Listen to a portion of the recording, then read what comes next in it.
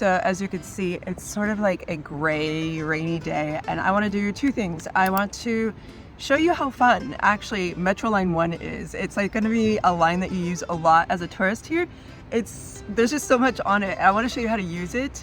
And then I want to take you to a little secret place that I like to go and hide on a rainy day. It is a beautiful Palais. So aside from this being a sort of fun day itinerary, I really wanted to show you how to practice the metro safely and show you how to get on and off and how fun this line is.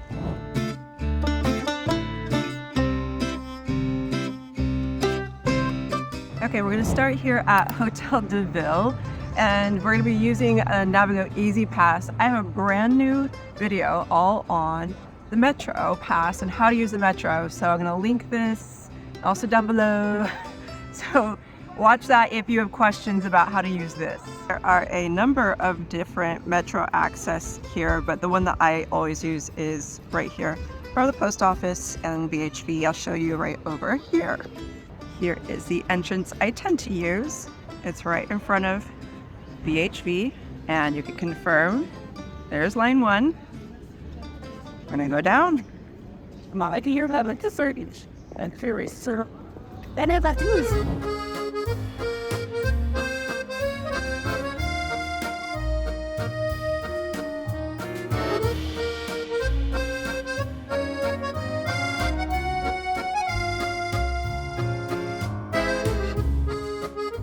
So check out all the things along this line. So we're starting here at Hôtel de Ville, which we just talked about. And then you have the Louvre, Palais Royal, another access to the Louvre, the Tuileries Garden, Concorde, Place de Concorde, Champs-Élysées. You can get to the Arc de Triomphe. You've got so many things just on this one line. You can just pop on and off. It's so easy. So we're going in the direction of La Défense. This way.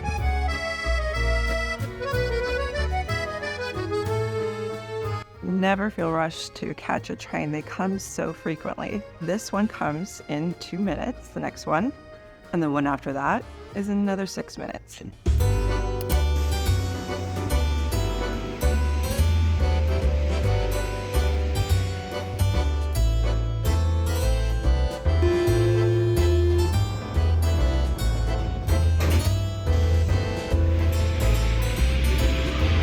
So we're starting at Hôtel de Ville. We're skipping over 2 stops, and we're getting off at the Palais Royal stop.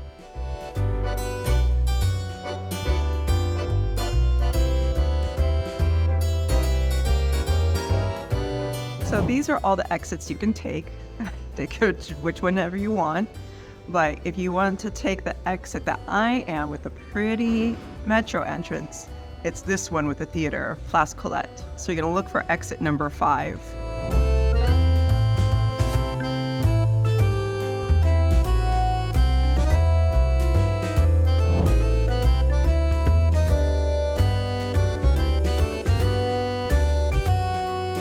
So the Louvre Museum is actually just right on the other side of this building. Very easy, quick to get to from here. From this metro stop, what I want you to do, there she is, there's the Louvre, is turn around, and this little entrance right here is the gardens. It's secret, hidden, a bit cachet. Some people like this restaurant a lot, but I feel like it's too noisy of a square for me.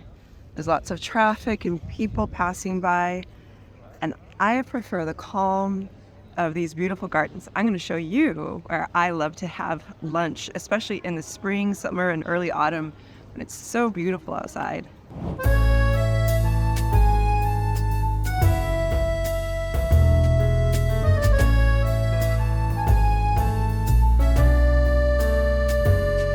Okay, so what can you do here at the Palais Royal? It's just really a beautiful space to come and relax. There's restaurants. You have Cafe Kitsune, which I'm going to take you to right now. It's a great spot to grab a coffee. In the spring and summer, there are stunning fountains and chairs to sit around. The roses are beautiful here, the flowers. right now, the magnolias are blooming. So let's go take a look at that.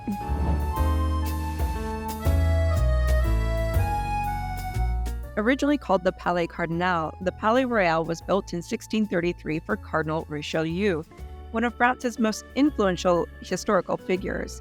After his death, the palace became royal property, hence its current name. Just beyond the palace lies the enchanting Palais Royal garden that you see here, a serene escape enveloped within these historic walls.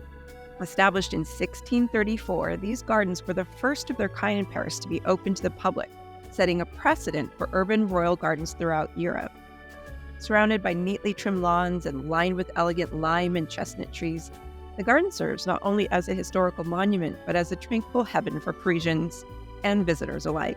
The air here is filled with the rustle of leaves, quiet murmur of the city, no traffic, just beyond the garden walls. Every season brings a different charm to the Palais Royal. In spring, it's adorned with blooming flowers like these magnolias. In autumn, a crisp bed of golden leaves make it a very picturesque retreat and a perfect place to take photos, the heart of Paris throughout the year.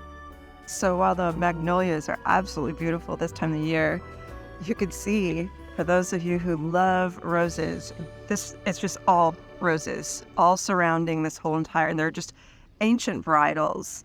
They're beautiful, and I highly suggest coming here, but all time of the year they have a beautiful floral display, except for, of course, in the winter. These guys are going to be leafing out and create these sort of just fantastic tunnels. Can you imagine that? It's so beautiful. And then, of course, when it's not quite so cold, then the fountains are running as well.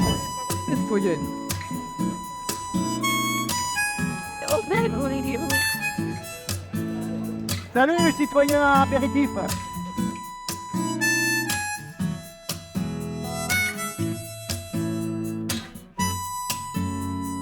So from the fountain here, I want you to kind of look to your left. Do you see where these white umbrellas are at? These are the two places I'm going to show you right now. In the spring and summer, they move the tables and chairs all the way out under umbrellas. And so imagine sitting here, having lunch, a glass of rosé, watching everybody kind of pass by casually, the birds, the fountain. I love Bialys. I've been coming here for years. For the location and proximity to everything, the prices are so fair. You can book online. They've got great sharing platters, lots of mezzas or a tapas style. Absolutely love Bialys.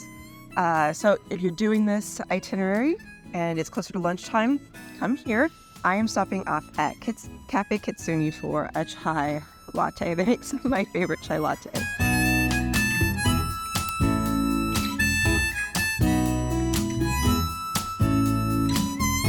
You can get all of these different kinds of drinks and maybe a little treat to walk around in the park. I am definitely here for the dirty chai. I need some more caffeine.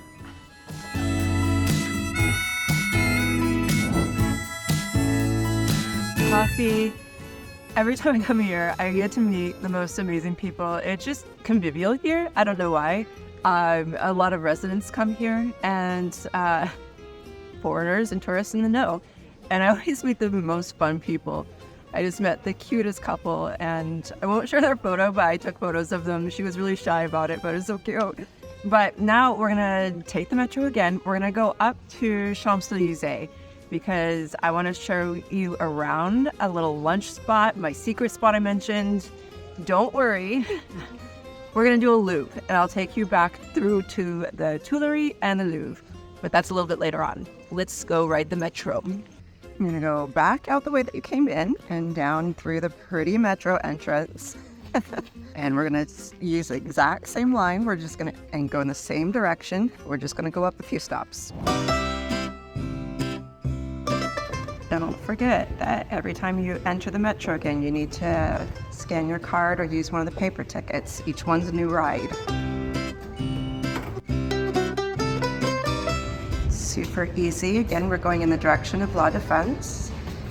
So we're just gonna come down here. You see how this sign is pointing down? That's this platform. This is for line 7. And back here, that sign right there is saying M1 is down this way. So we need to go down to get to that correct platform. This might look a little confusing, but you have two different options for the direction to get to and one La Defense. But notice the icons. One is for stairs and one is for the escalator. I'm going to be lazy and take the one for the escalator, but you can choose whichever one you like.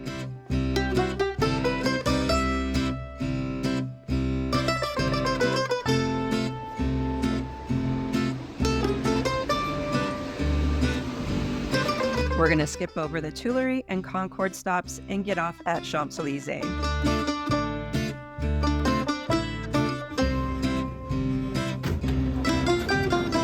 Sortie means exit, so just follow those blue signs and you'll find the nearest metro exit.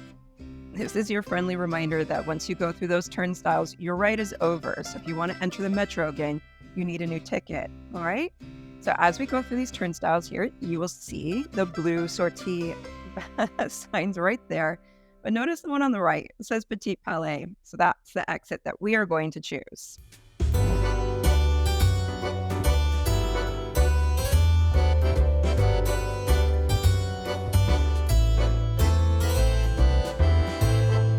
This is the Petite Palais. This is the Grand Palais. Behind me is Pont Alexandre, a really fancy bridge I'm going to show you right now. Invalides, you can see Eiffel Tower. And this happens to be my secret that I want to share with you. But first, let's go look at the bridge and have a little lunch together, okay?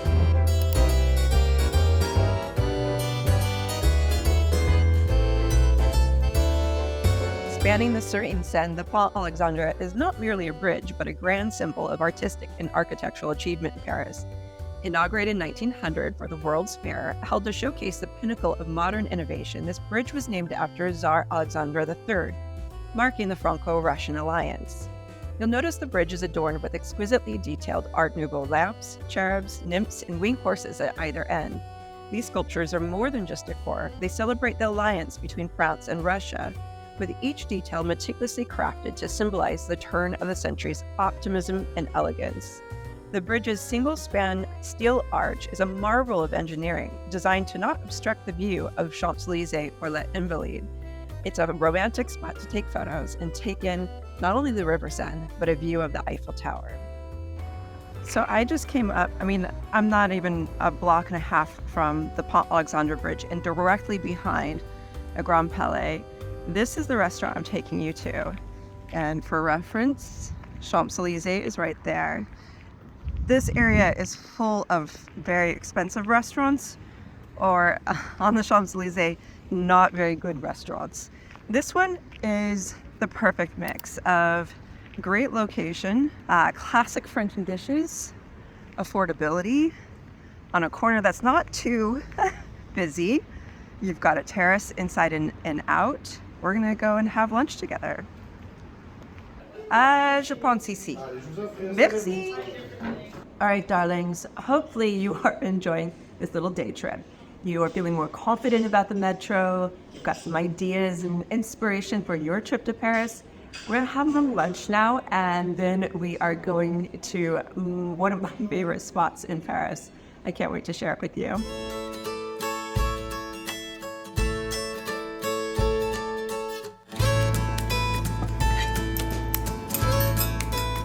I'm really candid. You want to grab these and kind of just let them rest in the pinchers, okay?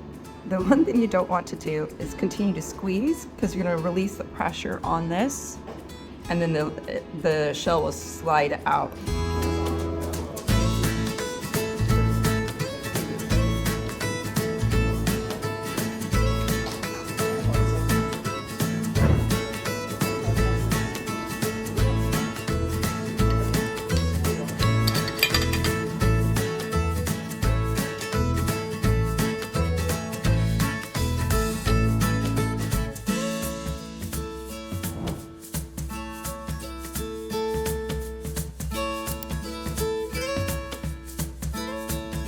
So when you come in off the street, you've got a couple different ways to go. You can go into this wing just to your left, and that is to the permanent collection. This is free.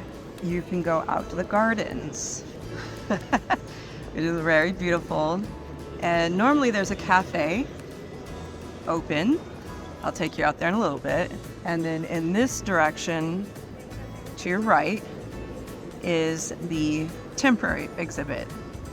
So what's going to happen next is I'm not going to show you the whole museum, all right?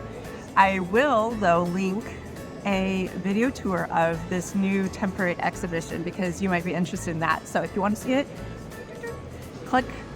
There's also a link down below. I'm going to show you real quick what it's like on the inside of the free part of this museum. And then we will go to the Tuileries real quick, see the garden, see the Louvre on the outside with the pyramid. And then I'm going to give you kisses goodbye. Okay? So let's go. Welcome to the Petite Palais, an architectural treasure in the heart of Paris.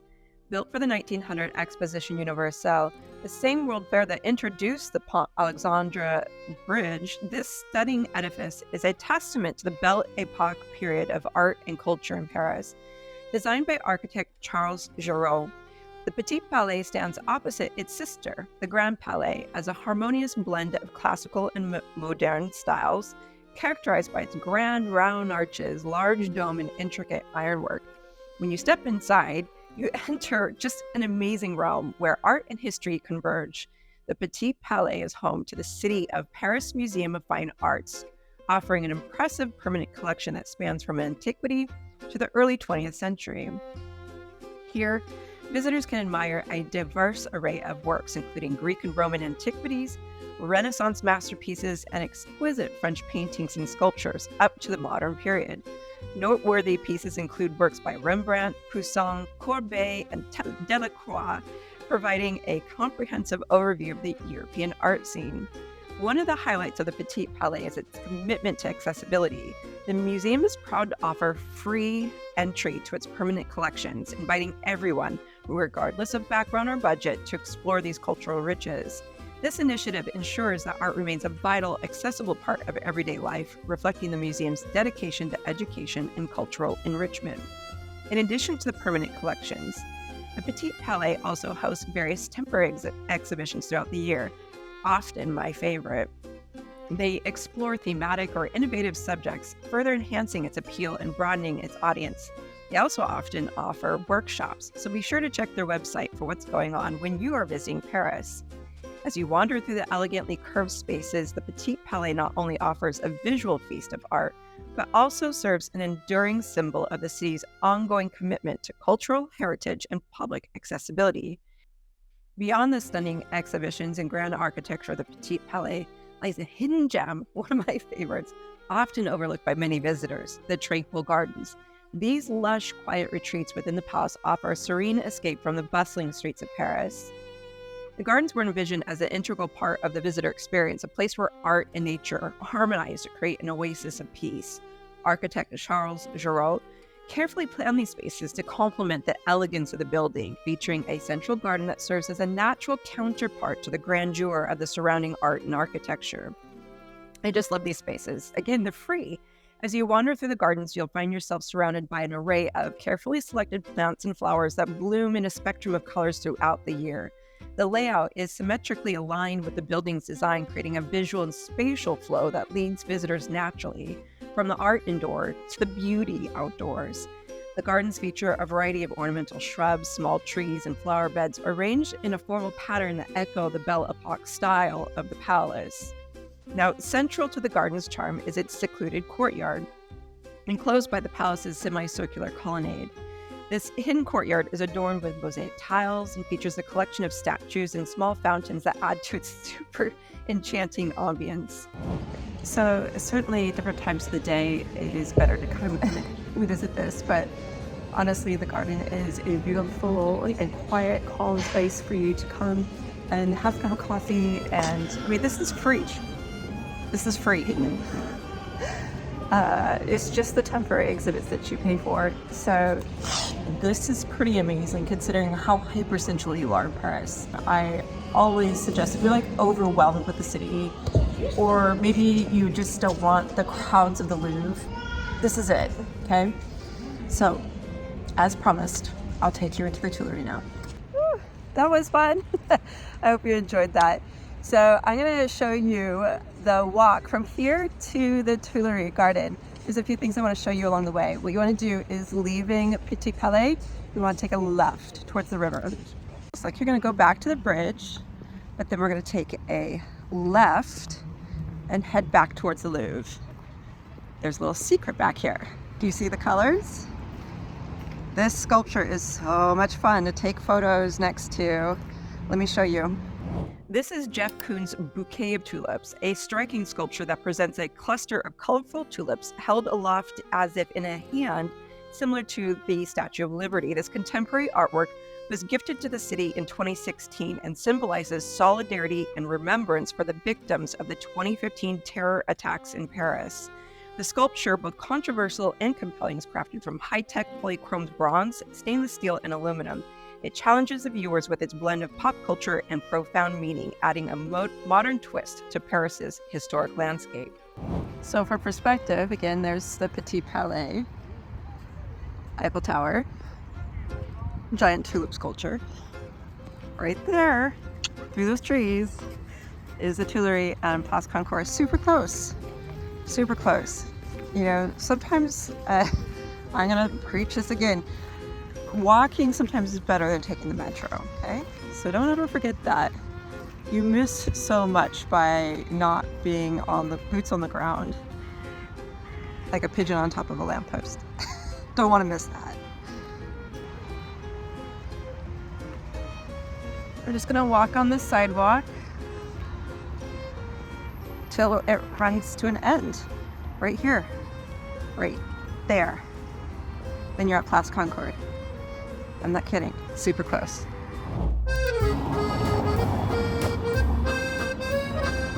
This chaos is Place de la Concorde. I'm not going to go into the history of it. There's plenty of YouTube videos out on it. Do what you like here.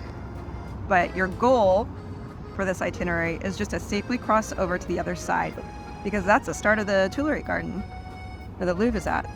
How easy is that?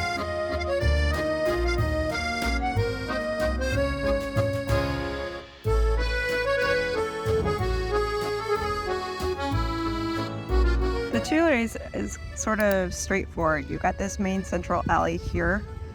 I'm facing towards the Louvre, the pyramid. An alley to the left over here. This is where usually like the Christmas market is at, any festivals, any pop-up events, and an alley to the right. This one on the right, if you're looking for calm to be away from crowds, that's the one you want, because as you can see, most people walk up the central alley. On either side, there are some little restaurants and places to get some water. There's also a lot of sculptures kind of tucked away in this garden.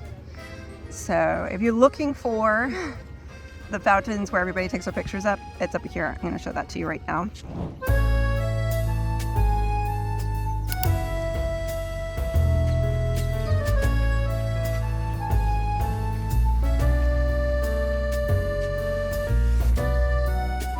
Depending upon the time of year you come, at this end of the park, you'll find the fountains, but they may or may not be turned on. They often turn them off or even drain the fountains to protect the pipes from freezing. Right now, the big fountains are empty.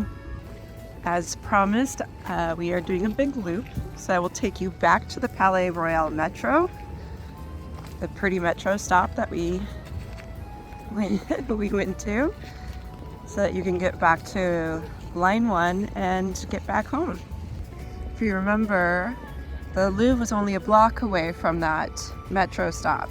So all you have to do is just cross in front of the glass pyramid, and we're gonna go through on this side.